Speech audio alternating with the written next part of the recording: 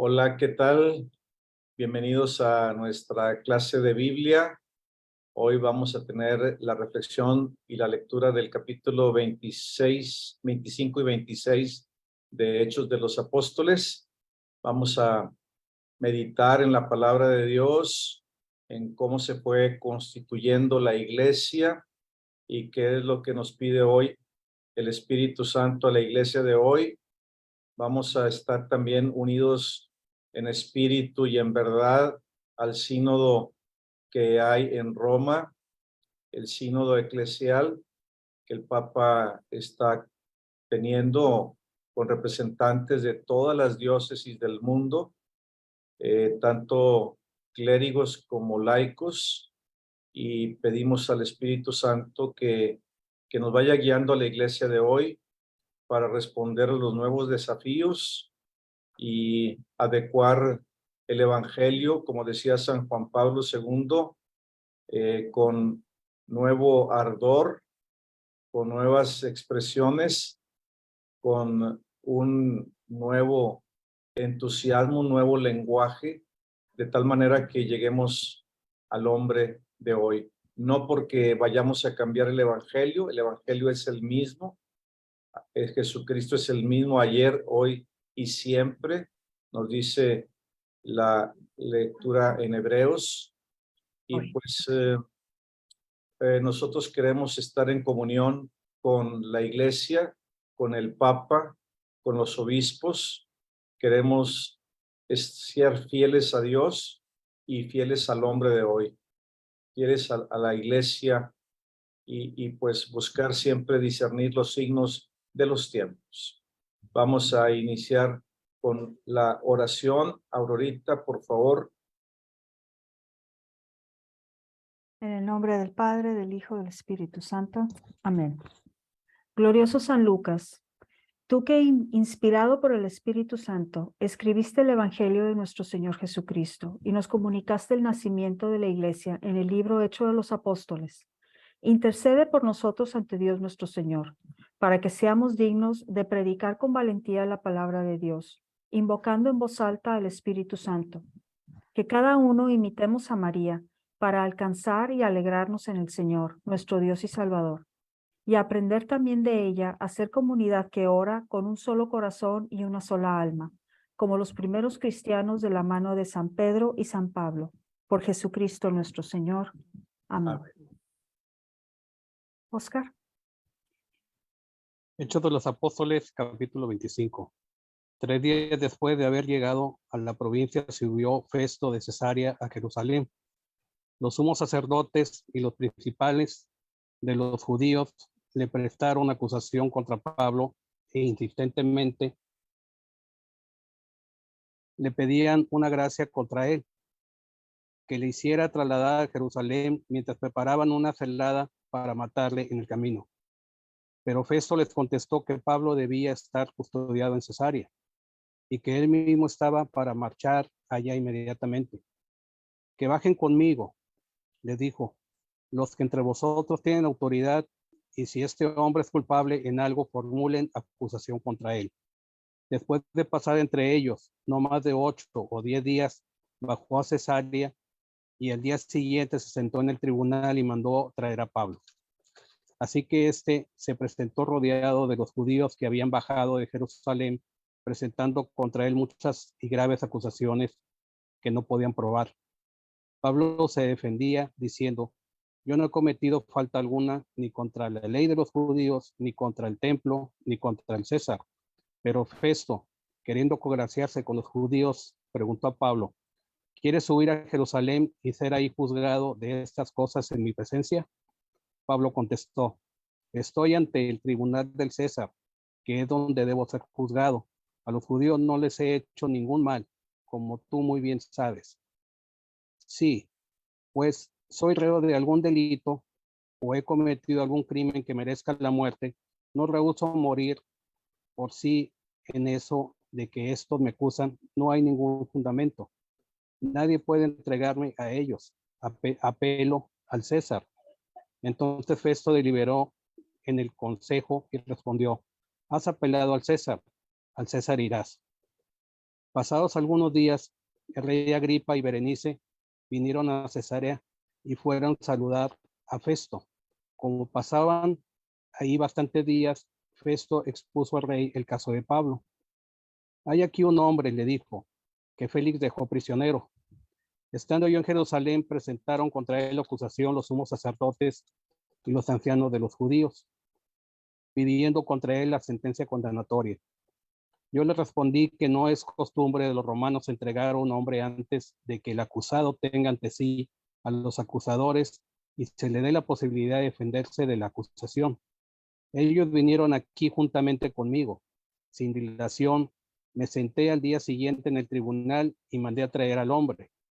Los acusadores comparecieron ante él, pero no presentaron ninguna acusación de los crímenes que yo sospechaba. Solamente tenían contra él unas discusiones sobre su propia religión y sobre un tal Jesús ya muerto, de quien Pablo afirma que vive. Yo estaba perplejo sobre estas acusaciones y les propuse si quería ir a Jerusalén y ahí ser juzgado de estas cosas. Pero como Pablo interpuso apelación de que su caso se conservase a la decisión de Augusto, mandé que se le custodiara hasta remitirle al César. Agripa dijo a Festo, querría yo también oír a ese hombre. Mañana, dijo, le irás. Así pues, al día siguiente llegaron Agripa y Berenice como grandes señores y entraron en la audiencia con los comandantes y los personajes más importantes de la ciudad. Festo ordenó que trajeran a Pablo y dijo, Rey Agripa y todos los aquí presentes, ahí tienen al hombre por cuya causa multitud de judíos, tanto en Jerusalén como en este lugar, se han presentado ante mí pidiendo su muerte. Yo he contestado que no ha hecho nada que merezca la muerte, pero como él ha apelado a Augusto, he decidido enviárselo. Sin embargo, no tengo nada concreto que escribir sobre él a mi señor. Por eso lo presento ante ustedes, especialmente ante ti, Rey Agripa, para que después de este interrogatorio pueda reunir algunos datos para mi informe, pues no me parece razonable enviar un preso sin indagar los cargos que se formulan contra él. Agripa dijo a Pablo, ¿qué te permite hablar en tu defensa? Entonces Pablo, extendiendo la mano, comenzó su defensa. Rey Agripa, me considero dichoso de poder defenderme hoy ante ti de todas las acusaciones que hacen contra mí los judíos, sobre todo porque tú conoces bien sus costumbres y problemas. Te ruego, pues, que me escuches con paciencia. Todos los judíos saben perfectamente que desde mi juventud he pasado la vida entre mi gente en Jerusalén.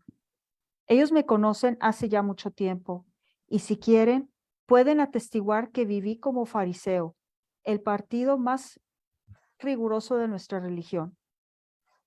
Ahí estoy sometido a juicio para confiar en la promesa que Dios hizo a nuestros antepasados, la misma que nuestras 12 tribus, sirviendo a Dios constantemente, día y noche, esperan alcanzar. Por tener esta esperanza, oh rey, me acusan los judíos. ¿Le parece increíble que Dios resucite a los muertos?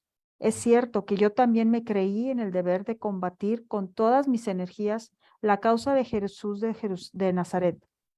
Y efectivamente, así lo hice en Jerusalén. Yo encarcelé a muchos de sus discípulos en virtud de la autoridad que recibí de los jefes de los sacerdotes, y cuando se les quitaba la vida, daba mi aprobación. Recorrí muchas veces todas las sinagogas, obligándolos a renegar de su fe, forzados por torturas. Mi furia contra ellos llegó a tal extremo que los perseguí hasta en las ciudades extranjeras. Viajando en este empeño hacia Damasco con autoridad y encargo de los sumos sacerdotes, un mediodía nos envolvió a mí y a mis acompañantes una luz celeste más brillante que el sol. Caímos todos a tierra y yo escuché una voz que me decía en hebreo, Saulo, Saulo, ¿por qué me persigues? ¿De qué te sirve tirar coces contra el aguijón?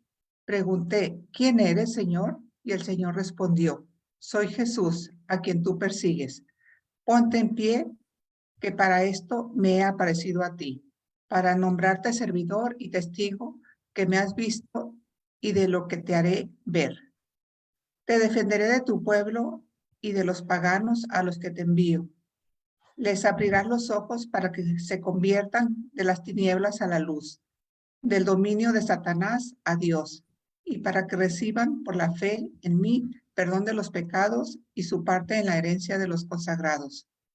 No desobedecí, rey Agripa, a la visión celeste, sino que me puse a predicar, primero a los de Damasco, después a los de Jerusalén, en toda Judea y a los paganos, que se arrepintieran y se convirtieran a Dios, con prácticas válidas de penitencia. Por este motivo se apoderaron de mí los judíos e intentaron acabar conmigo. Pero, protegido por Dios hasta hoy, he podido seguir dando testimonio ante pequeños y grandes, sin enseñar otra cosa que lo que predijeron los profetas y Moisés, a saber, que el Mesías había de padecer, resucitar el primero de la muerte y anunciar la luz a su pueblo y a los paganos. Cuando Pablo terminó su defensa, Festo dijo con voz firme: «Estás loco, Pablo. Tanto estudiar te ha vuelto loco». Replicó Pablo: «No estoy loco, ilustre Festo. Más bien pronuncio palabras verdaderas y sensatas. El rey entiende de todo esto y a él me dirijo con franqueza, porque no creo que ignoren nada de esto, ya que son cosas que no sucedieron en lugares ocultos. ¿Crees a los profetas, rey Agripa? Sé que les crees». Agripa respondió a Pablo: «Por poco no me convences de hacerme cristiano». Respondió Pablo: «Quiera Dios que por poco o por mucho, no solo tú, sino todos los oyentes fueran hoy lo que yo soy, pero sin estas cadenas». Se levantaron el rey, el gobernador, Berenice y los asistentes, y al retirarse comentaban: «Ese hombre no ha hecho nada que merezca la muerte o la cárcel». Agripa dijo a Festo: «Podría haberse marchado libre si no hubiera apelado al emperador». Palabra de Dios.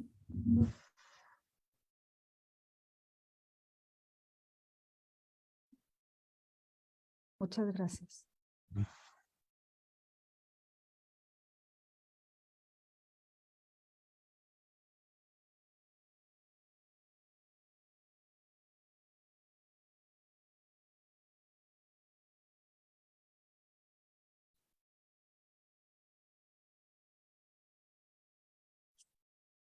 Bueno, antes de entrar a este capítulo, recordemos algo de lo que comentamos en la sesión anterior. Pablo ya llevaba 2 años preso y entonces Félix tuvo que entregarle el poder a Festo.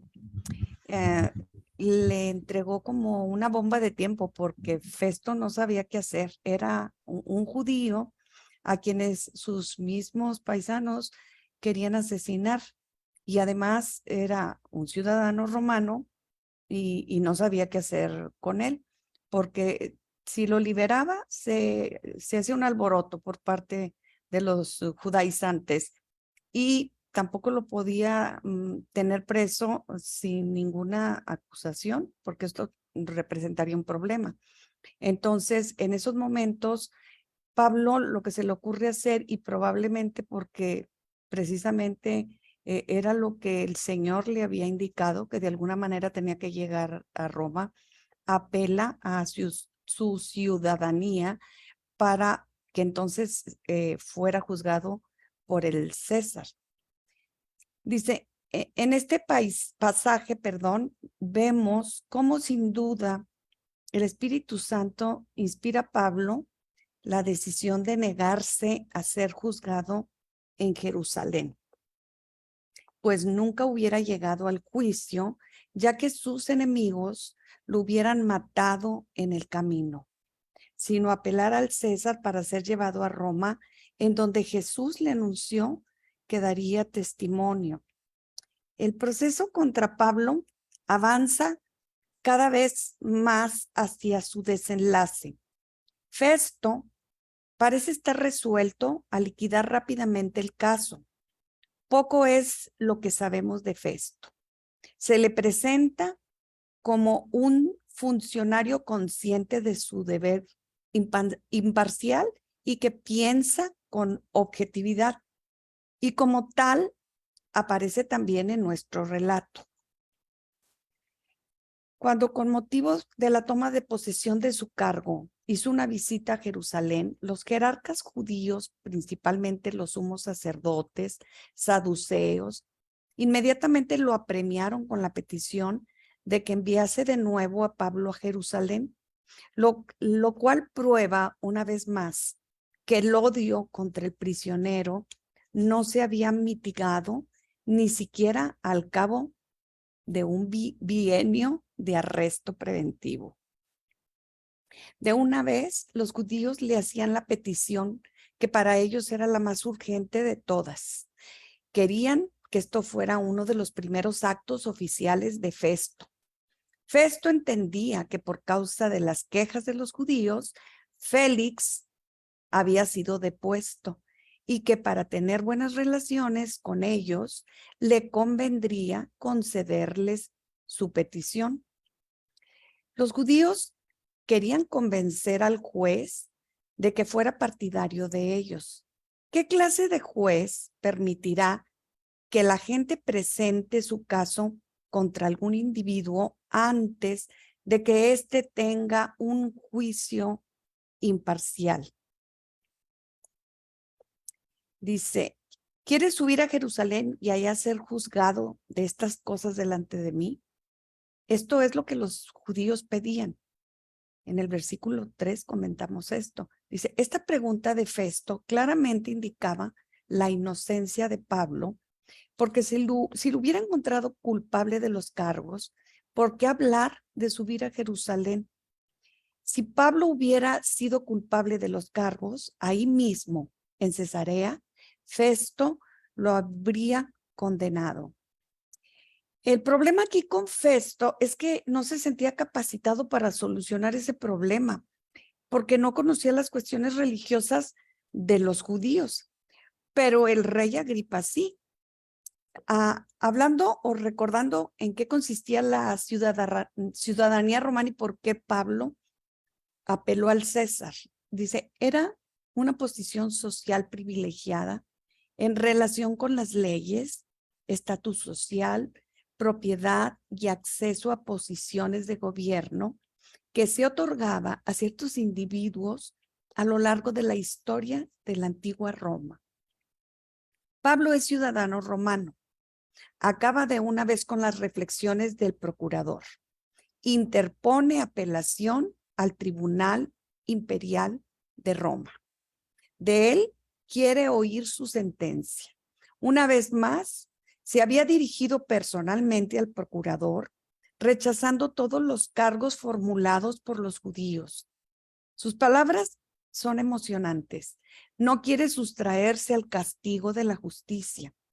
Y parece sonar como una crítica del procurador cuando dice, pero si nada hay de lo que estos me acusan, nadie puede entregarme a ellos. Apelo al César. Palabras resueltas y tajantes. Para un juez vacilante que ha venido a sentirse inseguro, queda fijada la decisión. Los consejeros jurídicos aprueban la apelación. Apelo al César. En lugar de ser entregado a los judíos, permita que yo sea entregado a Nerón. Es un caso duro cuando por causa de los que se llaman la simiente de Abraham, un hijo de Abraham es forzado a apelar a un Nerón y tenga más seguridad en Roma que en Jerusalén. Al apelar a Roma, Pablo se libraría de los judíos fanáticos que estaban resueltos a darle muerte y también del gobernador romano, cuyo deseo de complacer a los judíos le obligaba a sacrificar la justicia romana. Pablo es un preso incómodo. Claudio Lisias se lo envió a Félix. Félix fingió demencia 2 años hasta que dejó el cargo. Recordemos que Félix estaba esperando que le diera algo de las ofrendas y como no pudo negociar nada por debajo de la mesa, pues entonces se lo dejó de encargo a Festo y dice, ahora Festo encuentra sin duda muy conveniente poder despachar a Pablo a Roma. Nadie quiere condenarlo porque se arriesgan a recibir un castigo si condenan sin fundamento a un ciudadano romano. Y nadie se atreve a soltarlo y a enfrentar la furia de los judíos enemigos de Pablo. Así pues, Festo y su consejo toman la decisión de acceder a la petición del reo y enviarlo a apelar al César. El viaje del apóstol a Roma está decidido. Difícilmente podemos hacernos cargo de lo que esto significaba para Pablo. Irá a Roma en calidad de prisionero, muy diferentemente de como él pensaba cuando escribía la carta a los romanos. En ella decía, pero ahora, no teniendo ya campo de acción en estas regiones y teniendo además, desde hace muchos años, vivos deseos de llegar hasta vosotros, espero veros a mi paso, cuando emprenda mi viaje a Hispania y ser encaminado por vosotros allá, después de haber disfrutado un poco de vuestra compañía. En Romanos 15. Dice, Pablo apeló específicamente a Nerón César, quien más tarde fue un notorio enemigo de los cristianos.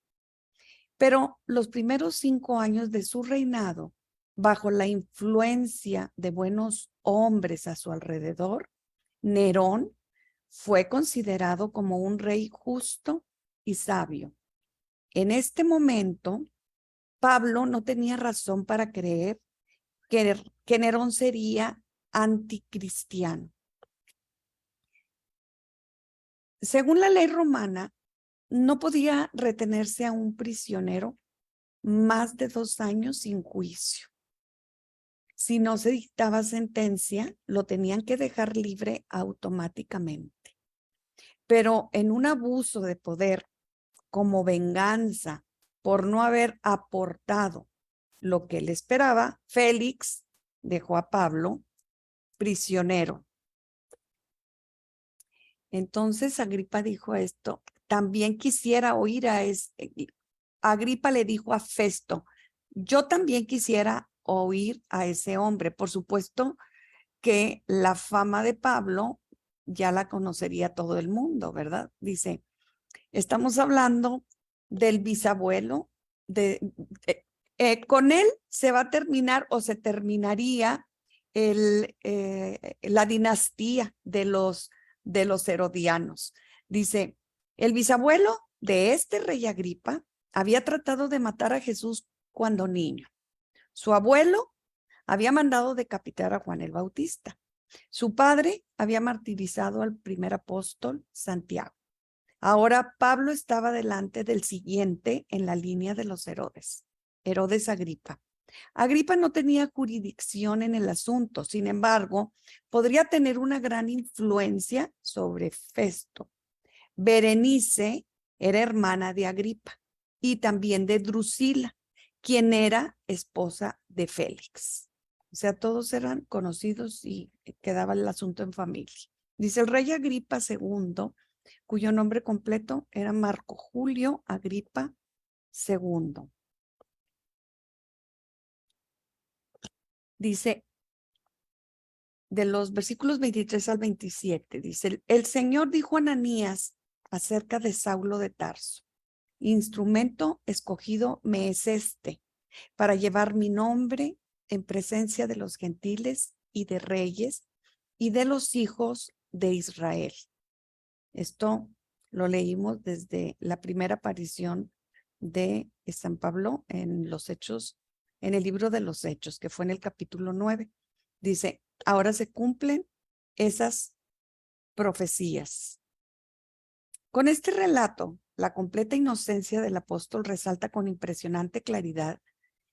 El procurador romano declara aquí al rey judío que no ha hallado en Pablo culpa de ningún género. Para Lucas era importante registrar estas palabras de Festo. Claramente muestran que Festo entendía que Pablo era inocente.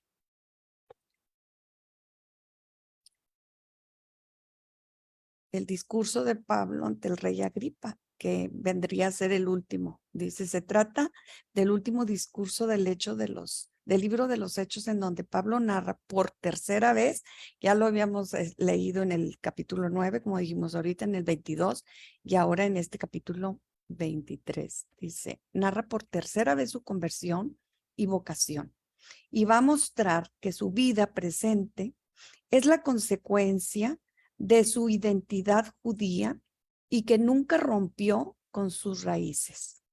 Pablo se remonta a la esperanza que Dios hizo a nuestros padres y que esto es lo que Dios ha cumplido resucitando al Mesías Jesús. Y empieza el discurso de Pablo recordando que él era fariseo. Dice, Pablo, entonces, extendiendo la mano, comenzó así su defensa. Dicen que el signo que se hacía en esa época era doblar el dedo pulgar y el índice y dejar los 3 dedos del centro en señal para llamar la atención al discurso que él iba a expresar. Dice, la defensa de Pablo era la narración de su conversión a Cristo. Pablo comienza recordándoles quién fue. Un fariseo muy estricto, muy convencido de que en la ley estaba la salvación. Eso no solo echa por tierra las acusaciones de que no respeta la ley o habla mal de Moisés, sino también hace ver a su auditorio que ha sido siempre un hombre de firmes convicciones que ha tratado de vivir respetando escrupulosamente la ley.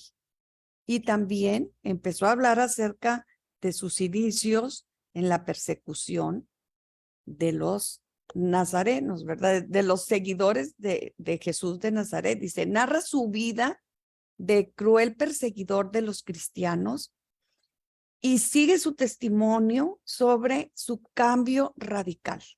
Es la tercera vez que habla sobre el acontecimiento, pero no menciona la ceguera, ni la sanación, ni la intervención de Ananías, ni la fuga de Damasco.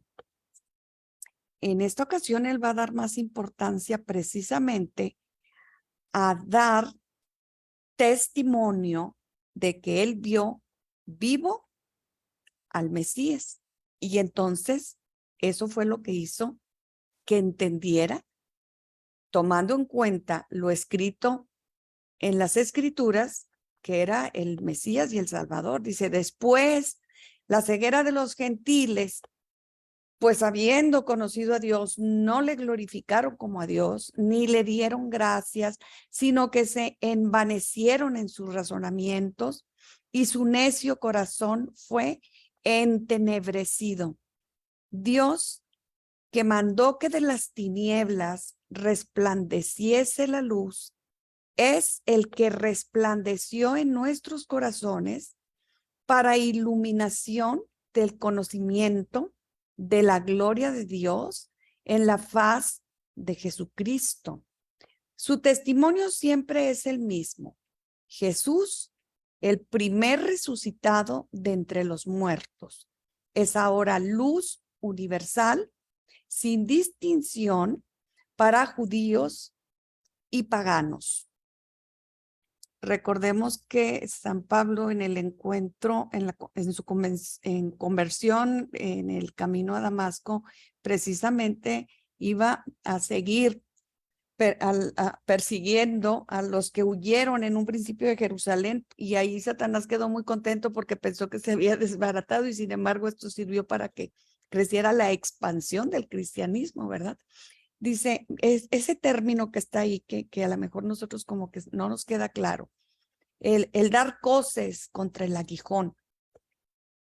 La expresión proviene de un proverbio ampliamente difundido en la literatura griega.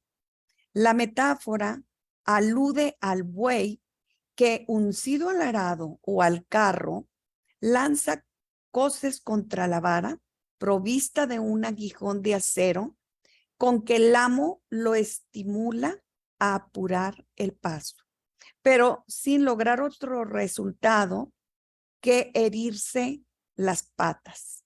Significa lo inútil del intento de Pablo de luchar contra aquel que es más fuerte, pues en su lucha se daña él mismo.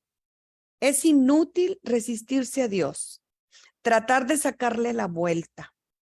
Solo se sufre y no se consigue la felicidad. Por lo cual, oh rey Agripa, no fui rebelde. Agripa sabía que todo judío sincero obedecía los mandamientos de Dios. Pablo no fue rebelde cuando Jesús le dijo, levántate y entra en la ciudad y se te dirá lo que debes hacer. Creía a Cristo y se arrepintió de sus pecados y obedeció el mandamiento de bautizarse. La gracia de Dios enseñó a Pablo lo que debería hacer, y la gracia no es irresistible. Pablo pudiera haber rechazado el evangelio, como dijo Esteban a los judíos. Vosotros resistís siempre al Espíritu Santo. Dice, bueno, esto es los argumentos que Pablo utilizó, pero recordando el pasaje en donde él está, cómo es que recibió la presencia de esa luz en pleno mediodía que lo dejó ciego por 3 días. Y empieza él a recordar que escuchó una voz que le hablaba por su nombre en hebreo y le decía, Saulo, Saulo, ¿por qué me persigues? Y en vano, lo que leímos ahorita, ¿verdad? Dando de coces al aguijón, en vano pataleas contra el aguijón. Entonces, entendió Pablo que al estar preguntando por qué me persigues, estaba el Señor sintiéndose perseguido él, ¿verdad? Por perseguir a sus seguidores.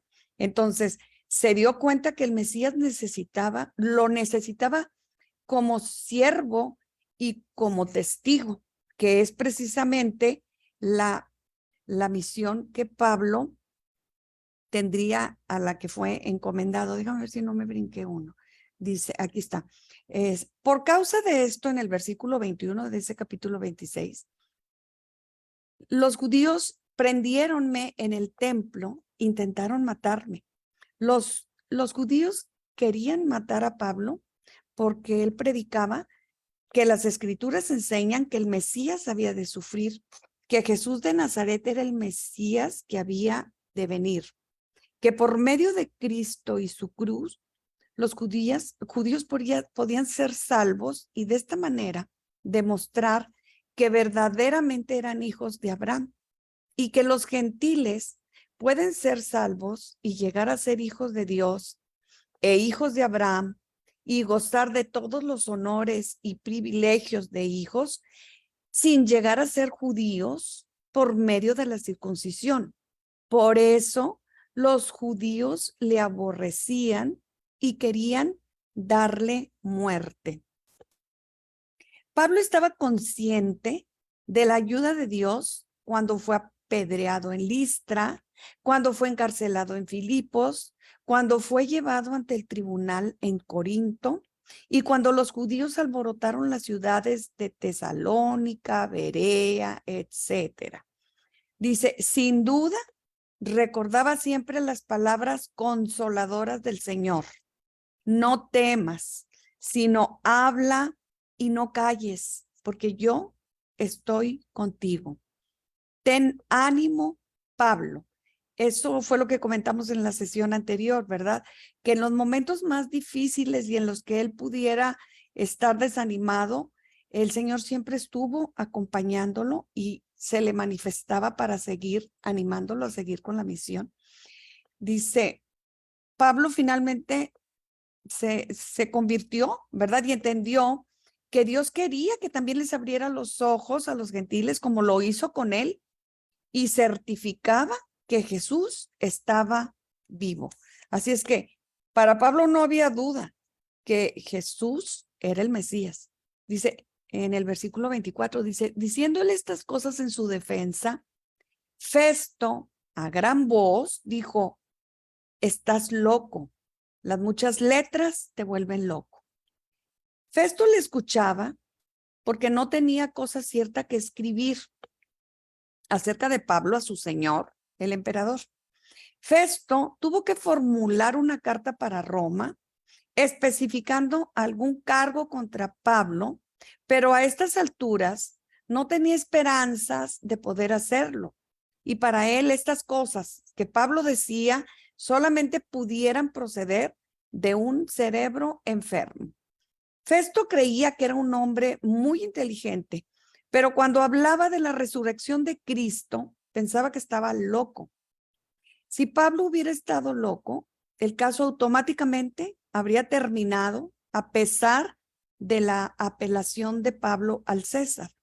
Ningún gobernador hubiera enviado a un lunático a la corte del emperador. Entonces, en el versículo 25, le contesta Pablo, no estoy loco, excelentísimo Festo, sino que hablo palabras de verdad y de cordura. El evangelio, la verdad objetiva, no es locura, sino la realidad, porque el evangelio es la sabiduría de Dios. Jerusalén no es algún rincón, no era invención de la mente enferma de Pablo, sino un asunto tratado ampliamente por el Sanedrín de los judíos, por Herodes, rey de los judíos, y por Poncio Pilatos, el gobernador romano. ¿Crees, oh rey Agripa, a los profetas? Si creía a los profetas, la lógica le obligaba a creer lo que Pablo decía. Si rechazara a Pablo, rechazaría a los profetas. Y eso equivaldría a rechazar al judaísmo. En esta ocasión, ¿quién está juzgando a quién? El rey Agripa debía estar examinando a Pablo, pero parece que Pablo lo está examinando a él. Compárese en el capítulo 24-25, dice, no temblaba el prisionero, sino el juez. Cuando estábamos hablando acerca de la conciencia, ¿verdad? Dice, entonces Agripa dijo a Pablo, públicamente Pablo se dirigía a Agripa y por eso éste se vio obligado a decir algo. No podía negar lo que Pablo decía. En lugar de pedir a Festo y a Agripa por su vida, Pablo hizo el papel de juez al predicarles la palabra de Dios, que juzga a todos ahora, como también lo hará en el día final. Dice, esto indica que durante el discurso Pablo estaba custodiado con cadenas como un criminal, pero la audiencia podía ver claramente que él era un prisionero muy excepcional. Pablo estaba custodiado por cadenas literales, pero era un hombre libre en Cristo, mientras que Festo, Agripa, Berenice y los otros funcionarios estaban libres de esas cadenas, pero eran esclavizados o encadenados por el pecado. Pablo solamente quería que fueran salvos y él hubiera estado contento de seguir en cadenas y dejarles a ellos sobre sus tronos. Agripa dijo a Festo, ¿podía este hombre ser puesto en libertad? Si lo hubieran puesto en libertad, probablemente los judíos lo habrían asesinado. Sin embargo, el Señor tenía otros planes. Le había dicho, ten ánimo, Pablo, como has testificado de mí en Jerusalén, así es necesario que testifiques en Roma. Pronto comenzarán el viaje y por fin se cumplirá el propósito de Pablo de ir a Roma. Así es que, pues aquí todos nos queda muy claro que el Señor había puesto en el corazón de Pablo la idea de que tenía que llegar a Roma, ¿verdad? Porque en esos momentos, pues Roma era la potencia mundial y ahí tendría que ir a testificar sobre el Mesías, pues porque era el imperio dominante. Así es que lo que yo creo que nunca se imaginó Pablo es que tenía que ir de esa manera para poder llegar a Roma y dar testimonio de Cristo. Este es el último versículo de este capítulo y entonces ya vamos a empezar los siguientes capítulos, la terminación, porque empieza el camino rumbo a Roma. Y bueno, pues creo que ya no hay más diapositivas, si había otra más. Dice, si no hubiera apelado a César. ¿Pero por qué había apelado a César? Porque no había justicia ni en Jerusalén ni en Cesarea. Los judíos eran injustos, aún criminales. Estamos hablando de los judaizantes, ¿verdad? Porque había judíos de veras convertidos. Estos eran los que tenían coraje con Pablo por aceptar, según ellos, tan fácilmente a los gentiles. Dice, en la corte de Festo no había justicia para Pablo y este gobernador romano estaba dispuesto a cooperar con los judíos para que Pablo volviera a Jerusalén, lo cual habría terminado en su muerte. Es posible que la carta enviada por Festo al emperador haya recomendado buen tratamiento de Pablo, porque al llegar a Roma, el centurión entregó los presos al prefecto militar, pero a Pablo se le permitió vivir aparte con un soldado que le custodiase. Y Pablo permaneció 2 años enteros en una casa alquilada y recibía a todos los que a él venían, predicando el reino de Dios y enseñando acerca del Señor Jesucristo, abiertamente y sin impedimento. Otros 2 años, ¿verdad? Y eso que era ilegal. Entonces, pues con esta última diapositiva damos por terminado lo más importante de estos 2 capítulos y le damos gracias a Dios por lo que seguimos aprendiendo del invencible San Pablo, del incansable y pues del que ya estamos viéndolo cómo va a entrar en la etapa final, ¿verdad? Dice, Padre bueno, que la palabra que escuchamos eche raíces hondas en nuestra vida.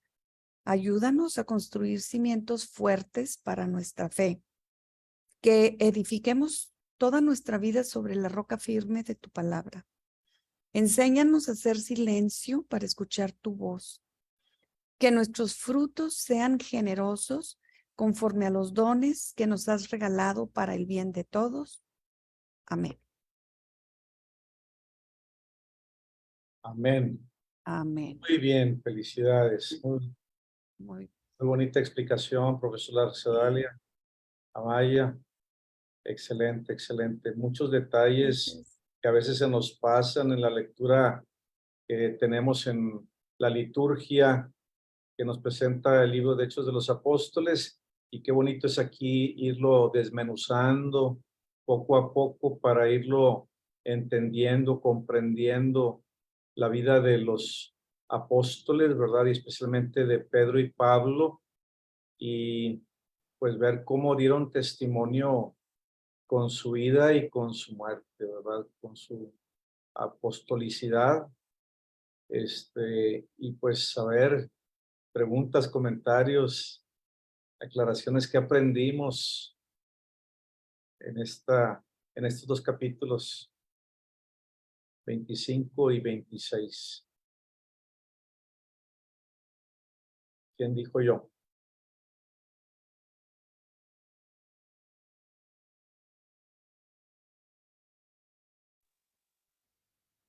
Adelante, Oscar.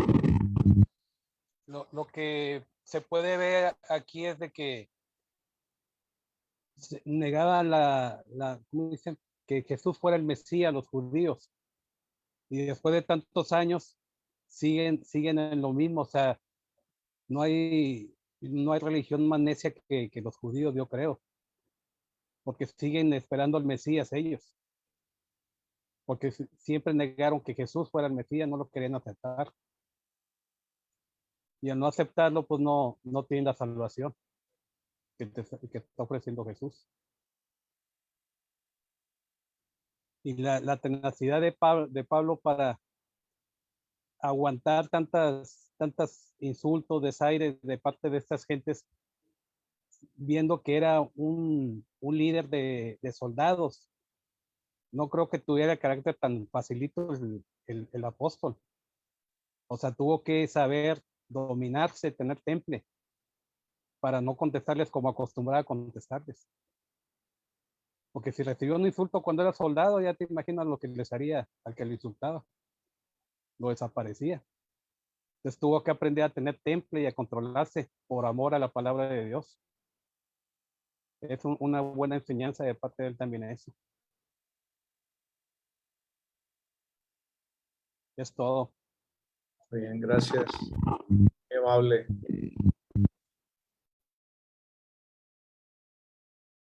¿Alguien más quiere hacer algún comentario?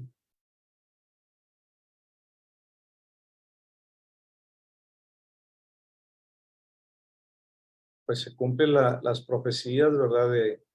Del mismo Jesucristo que le dijo que iba a dar testimonio ante reyes y gobernadores por su causa, ¿verdad? Se fue cumpliendo poco a poco, pues las profecías que Jesús le dijo: vas a dar testimonio de mí, vas a ir ante los gentiles y pues vas a sufrir por mi causa, pero yo estoy contigo y te libraré. Entonces, poco a poco, pues se fueron dando estas realidades, aunque él no las buscara, se fueron cumpliendo, pero no se imaginó que tendría que acabar de esta manera, ¿verdad? Yendo a Roma a dar supremo testimonio, pues con las cadenas, encadenado, pero bien lo dice él en otras cartas, ¿verdad? La palabra de Dios no está encadenada. Yo estaré encadenado, pero sigo predicando, y aunque estaba preso, pero tenía la libertad es como el arraigo, ¿verdad? De poder, de alguna manera recibir gente, poder, estar en comunicación con familiares, amigos, con gente que lo fuera a ver, pero siempre custodiado. Entonces, por una parte era mejor porque pues lo protegían de los fanáticos, ¿verdad? De aquellos que querían matarlo, y por otro lado, pues se seguía predicando el evangelio, y pues los mismos romanos poco a poco fueron también creyendo y convirtiéndose, ¿verdad? No tan solo los gentiles en general, sino los mismos romanos y después los mismos judíos. Muchos judíos se van a hacer cristianos, otros, pues como dice Oscar, siguen esperando al Mesías, pero fíjate, en el último viaje que tuve, me platicaban los mismos judíos que hay muchos mesianismos que ellos esperan, hay muchas corrientes judías de pensamiento, de religión. Unos creen que vendrá un Mesías a traer la prosperidad, ¿sí?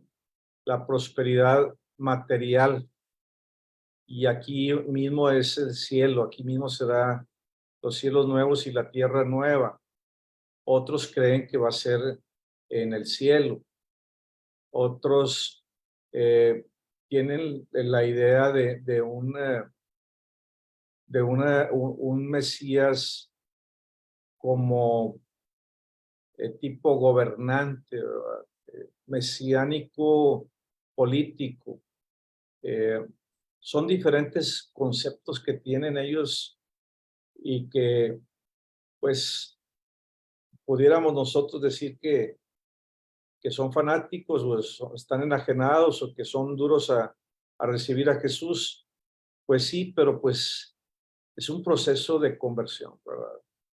Y ahorita, pues hay muy buena relación de la iglesia con los judíos y se ha modificado el leccionario varias veces, eh, más que el leccionario de los rituales.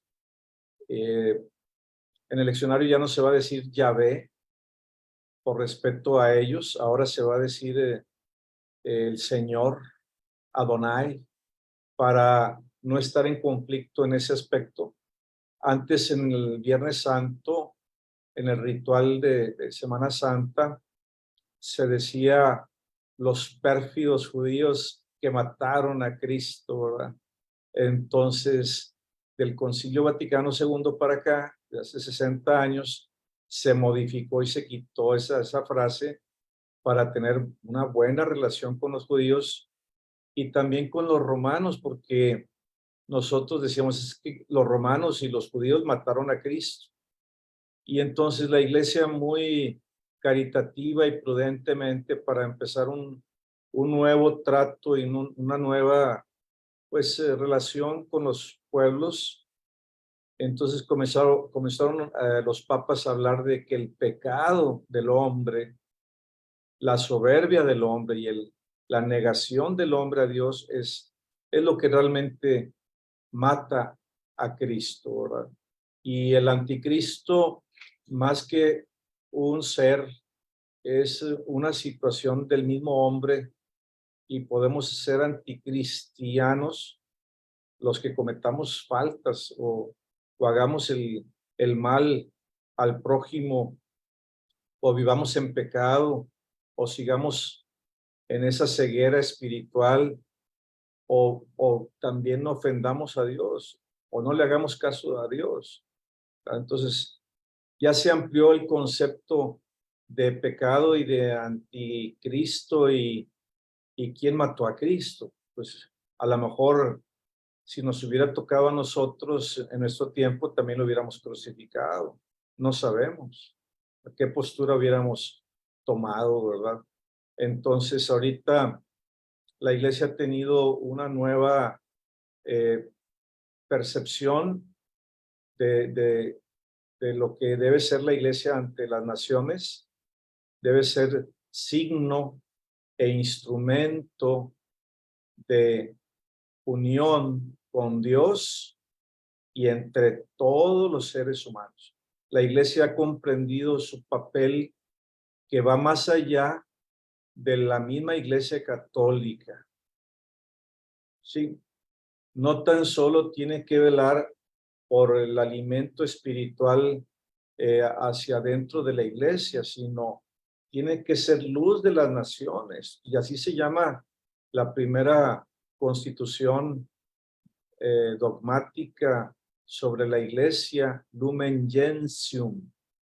La iglesia es en Cristo, luz para las naciones, ¿verdad? Entonces tiene que tomar una actitud salvífica ante todos los pueblos, ser instrumento de salvación para todos los pueblos de la tierra, respetando sus procesos de conversión, su religión, su idiosincrasia, su cultura, su proceso de conocimiento del Dios único y verdadero, ¿verdad? Entonces la iglesia se ha ganado también un prestigio en el buen sentido de la palabra ante los no creyentes, creyentes y no creyentes, u otros creyentes de otras religiones. Entonces es una institución ahorita que es respetada, que es escuchada y que a veces piden la intermediación de la iglesia para algunos asuntos delicados, porque la misma iglesia ha aprendido a ser diplomática, caritativa, buscar mediar en los conflictos, tratar de ser instrumento de diálogo y de respeto. Y como decía San Juan 23, con su carta Pacem in Terris, buscar la paz en toda la tierra. O Mater et Magistra, la iglesia es madre y maestra. O el Papa Pablo VI, San Pablo VI, Evangelii Nunciandi, la iglesia existe para anunciar el evangelio a todo el mundo, ¿verdad? Y estar en diálogo con las diferentes culturas y pueblos, que de hecho el Concilio Vaticano II va a traer toda una visión nueva de su ser. También con la Gaudium et Spes es que la iglesia comparte los gozos, las alegrías, pero también las tristezas y las angustias de los hombres de este mundo, ¿verdad? Pues la iglesia se solidariza con todos los anhelos y las problemáticas que hay en el mundo. Por ejemplo, ahorita, en lo que hay el conflicto entre Hamas, un grupo terrorista de musulmanes palestinos que atacan a Israel sin compasión, porque también Israel a veces ha actuado sin compasión contra ellos. Entonces, la iglesia no toma partido y no debe tomar partido. La iglesia tiene que ser mediadora y buscar solución a los problemas. Y en la ONU está presente, pero no tiene voz. Bueno, tiene voz, pero no tiene voto. Está presente, pero no quiere votar.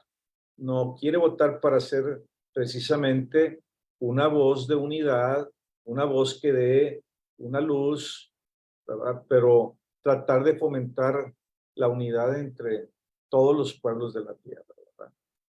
Entonces, muy importante que nosotros los cristianos en nuestro pequeño mundo, en nuestra ciudad, en nuestro ambiente, también vayamos poco a poco, pues respetando las formas de pensar de cada quien y los procesos de conversión, sin ofender a nadie y a la vez, pues predicando nuestra fe, porque como dijo el Papa este domingo, Dios jamás se impone, Él mismo se propone, ¿sí? Como lo veíamos en la invitación al banquete de la boda de su hijo, ¿verdad?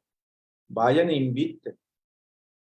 Claro que hay una parte en la parábola que hay una incrustación, dice en los exégetas en San Mateo, para explicar muchos años después que el haber cerrado las puertas a Cristo, el Mesías, por eso vino la destrucción en Jerusalén, y entonces pone ahí en la parábola, antes de terminar, dice que será quemada la ciudad, será destruida porque se negaron a aceptar la invitación al banquete de bodas de su hijo y haber maltratado a los criados, a los enviados, ¿verdad?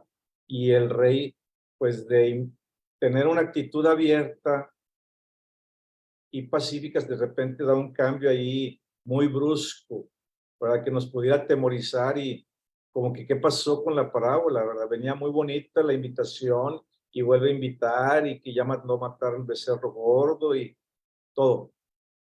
Pero parece ser que la parábola terminaba hasta ahí.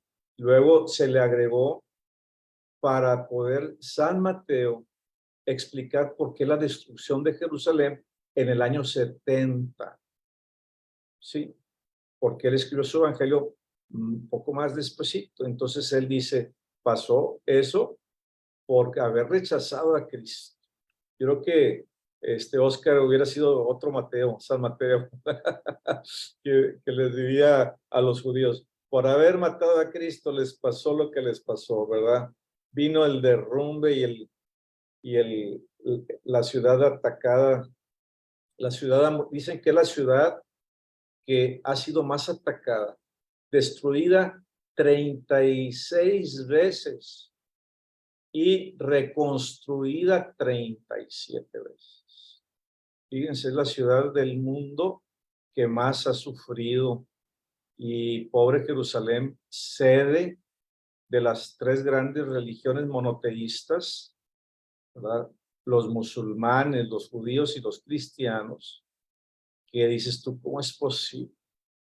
Deberíamos de dar ejemplo ante el mundo y estamos dando un antitestimonio al mundo, ¿verdad? Nos falta pues más civilidad, más coherencia con nuestra fe, y que jamás, como dijo el Papa Benedicto XVI, se utilice la religión para intereses políticos y económicos, mucho menos para la guerra, mucho menos.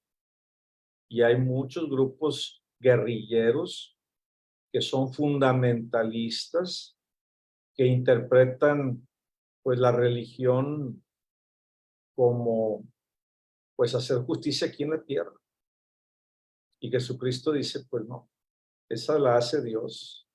Ustedes no están llamados a tomar por su cuenta pues las armas y a que hacer justicia aquí. Sin embargo, pues eso lo maneja el poder temporal, ¿verdad? Eso es algo que le pertenece al poder temporal. Hacer la justicia y ciertamente una justicia respetuosa, no una justicia vengativa, ¿verdad? Donde se haga pues, más conflicto que solución. A ver, ¿quién más quiere decir algo?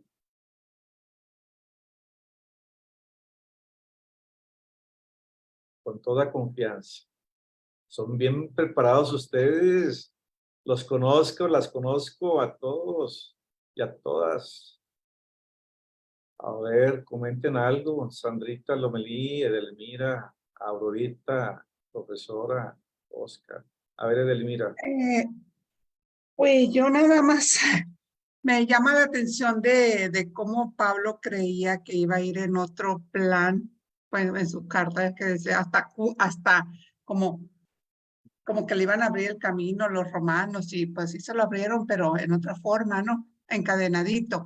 Pero dentro de lo que cabe, pues lo trataron bien, hasta lo pusieron en su casita de arraigo con un custodio que me imagino que fue ese custodio fue muy bendecido porque imagínate tantas enseñanzas de Pablo. Y me imagino que, bueno, yo quiero creer que los convirtió Pues sí, a los guardias y a los custodios que tuvo él en su casa de arraigo. la semana pasada habló muy bonito el arzobispo don Rogelio de San Pablo. Decía que San Pablo pues era un santo y que todo lo que él tocaba quedaba pues de alguna manera impregnado de su bondad y de su santidad. Que se acuerdan cuando leíamos que tomaban los pañuelos, los paños de San Pablo para ir a llevárselos a los enfermos porque quedaban curados, ¿verdad?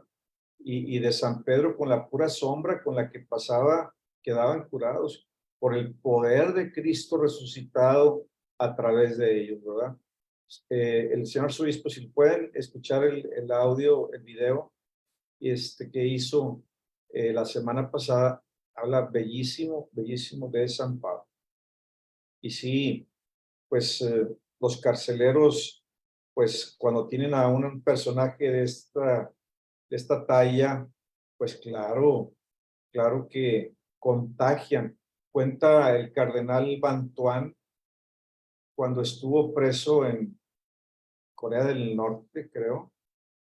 Estuvo preso, si mal no recuerdo, 11 años y 9, sin probar, sin ver a gente y probar alimento, así como que muy poquito alimento que le daban, lo tenían muy, dice que estuvo a punto de perder la razón y dice que que no le dejaban tener nada cristiano con él. Entonces, la gente que le mandaba comida, a veces le mandaba oculto entre la comida, vino y un poquito de hostia para celebrar la misa ahí en sus manos. Y dice que ahí vivió las misas más hermosas y más profundas espiritualmente. Ahí celebró la Eucaristía por todo su pueblo y por la iglesia y por el mundo. Y luego de unos hilos de cable, comenzó a hacer una cruz subpectoral porque era obispo. Y ahí se hizo una crucecita para recordar a Cristo y que él era obispo, ¿verdad? Y dijo, se me va a empezar a olvidar las cosas. Entonces le pidió pues un pedacito de papel al carcelero y pues muy apenas ahí empezó y comenzó a hacer de citas bíblicas su propia Biblia, de todo lo que se acordaba, hizo su Biblia. Y luego comenzaba a cantar en latín el Veni Creator. Veni Creator Spiritus. Y el carcelero, pues no era creyente, no era creyente, era ateo, y pues no sabía latín tampoco, pero pues lo oía todos los días, entonces se la aprendió el carcelero. Y comenzaba, después cuando él ya no podía hablar, porque estaba bien agotado y bien desgastado, sin comer, sin dormir, sin ver la luz del sol, sufrió mucho a manos de los comunistas, terriblemente. Cuando él no podía rezar, el carcelero rezaba por él con el Veni Creator, y él nomás pensaba, Señor, recibe ese canto como mi oración, que ya no puedo orar, no puedo rezar.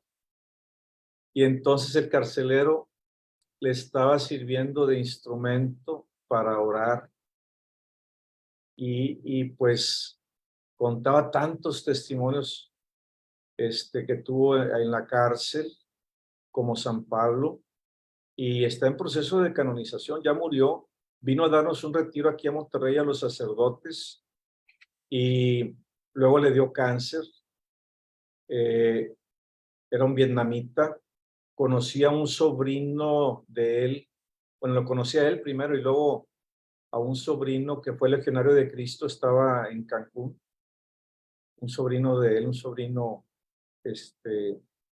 más o menos allegado, y pues está en proceso de canonización. Pero sí estuvo como San Pablo preso y también evangelizó desde la cárcel, y luego era muy devoto de la Virgen. Entonces algo en las fechas de la Virgen, algo pasaba. Entonces de repente le llegó en una fiesta de la Virgen, día 21 de noviembre, día de la presentación de la Virgen, que era su liberación. Pues fue liberado. Y así en las fiestas de la Virgen llegaba un mensajito de la Virgen, una gracia especial para acompañarlo en esos momentos difíciles, ¿verdad? Entonces hay mucha gente santa como San Pablo y San Pedro que han pasado por duras pruebas, terribles pruebas, y cómo Dios los ha sostenido, y la Virgen Santísima y la iglesia. Decía que la iglesia, la comunidad de sus fieles le mandaba mensajitos ocultos en la comida, y le envolvían en un papel periódico un mensaje de la Biblia o del Papa o de lo que estaba pasando en la iglesia, y él lo disfrutaba, ¿verdad? Pero bueno, es otro Pablo, otro San Pablo de nuestros tiempos, Cardenal Bantuán.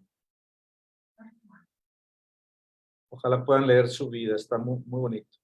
Hay un libro que se llama 5 panes y 2 pescados. Es un librito pequeño del testimonio de él. Ojalá lo puedan leer. Cardenal Bantuán. 5 panes y 2 pescados, ¿no? Sí. Tiene varios libros, pero ese es uno de ellos, muy, muy bonito. Me acuerdo que Monseñor Garza Madero y yo, cuando él estaba aquí, el cardenal Suárez nos pidió que grabáramos en cassettes todos sus libros.